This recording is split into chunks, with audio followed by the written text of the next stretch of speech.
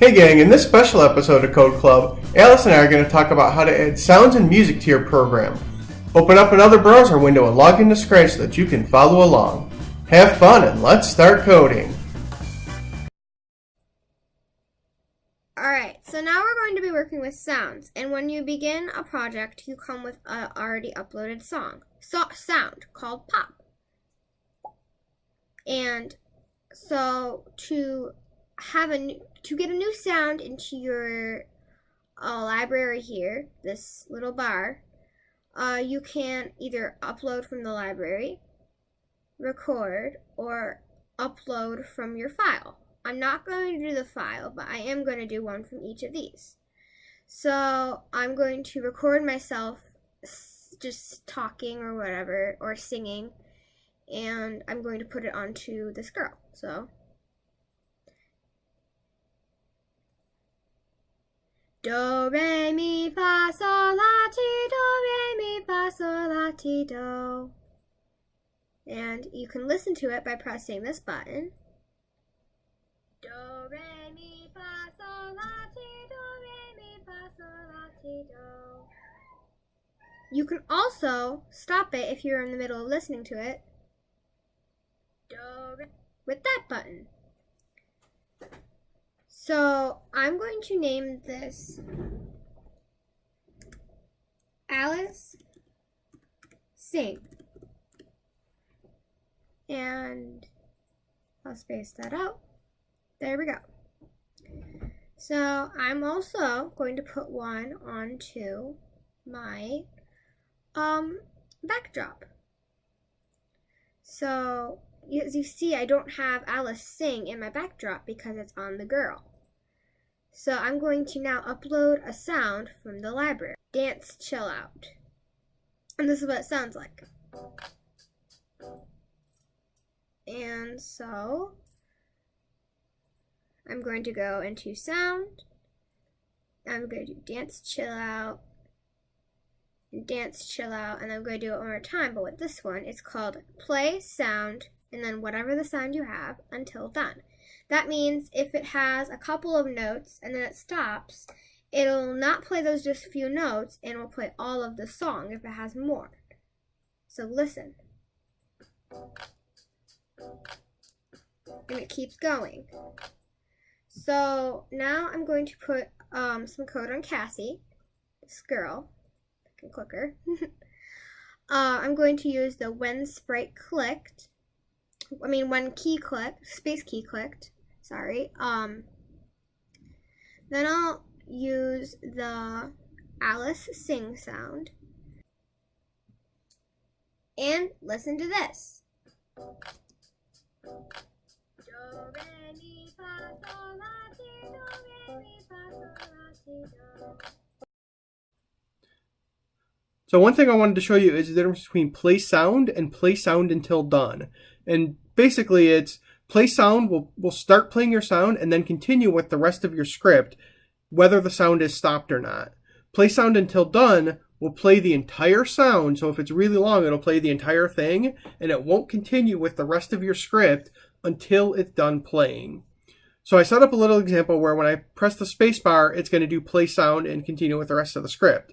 When I hit the up arrow, it's going to play sound until done and then continue with the rest of the script. So here we go. I'm going to do space bar one first. So space bar, it played the sound and it moved it right away. I'm going to wait for the sound to finish and do the other example. Now if I do the other example, I'm going to hit the up arrow. You see it hasn't moved yet. It's playing the sound though. And if we wait just one more second here for the sound to finish, the sound finished playing and it moved it back to where it was originally because I had it moved minus 100 steps. So that's the difference, is play sound will play but continue the rest of your script while it's playing. Play sound until done wait until the sound is finished playing before it continues your script. So one other cool thing you can do with sounds on Scratch is it's got kind of like a little built-in music studio where you can do things like play drums or play different instruments. I'm not a musician, so I'm not going to be able to do anything cool with this, but hopefully some of you guys can. So the first thing I want to do is set the volume to 100%. That's basically going to turn the volume in Scratch all the way up. And then I can do something like play this drum. And if I drop it down, drum 1 is a snare drum. And I click play, it plays a snare drum. And, I can add a couple of those on there, and I'll change this one to be a bass drum, and I'll change this one to be a crash cymbal. So it's going to, snare drum, bass drum, crash cymbal is how it's going to play. So that's kind of cool. The other interesting thing is you can do where you play an individual note. So right now it says play note 60, and if I drop the little box down, turns out note 60 is the note middle C. I don't know how many of you guys play piano or a different instrument, but you can go all up and down the piano in here and choose. So if we wanted to play a middle C, we just choose that. It'll play note 60. So you hear that little beep right there at the end. I'm going to take that crash out of there because it's a little hard to hear what's going on. So you hear that little beep at the end. That is the middle C. And then what you can do is there's the set instrument command. You can drag that in before it plays a note. And so right now it's set to be a piano, but let's say I want it to be an electric guitar. So now it's going to play a middle C on an electric guitar. And you can change how long it plays for. So let's say I'm going to play it for 4 beats. Not being a musician, I'm not entirely sure what that means, but here it goes. So it just plays it for a little bit longer. You can also do things where you turn the volume down a little bit. So let's say we're going to set the volume to -50. And then we're going to change the instrument again. Let's change it to a trombone. And we'll play an F for 4 beats. Well, or 5 beats. We'll see how that plays.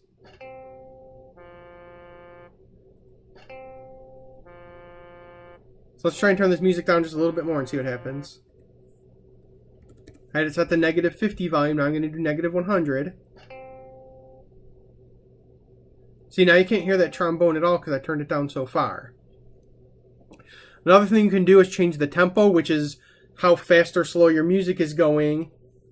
And these are all things that you can do programmatically too. So if you have a variable or something that's holding your tempo, you can say, well, let's just do that real quick. Make a variable called tempo.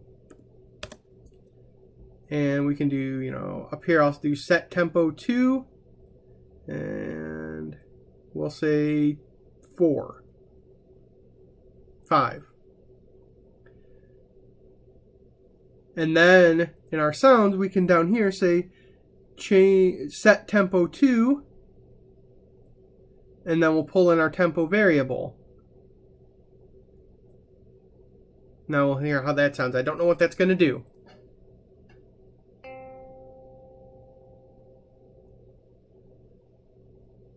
So it sounds like that just elongated how long the sounds take to make. So that's just another cool thing you can do. If you're a musician, you can probably have a lot of fun making songs in Scratch using, the various play drums and play note features. Alright, that does it for this special edition of Code Club. I hope you enjoyed it. Now go do some coding on your own. Have fun, be creative, and we'll see you next week.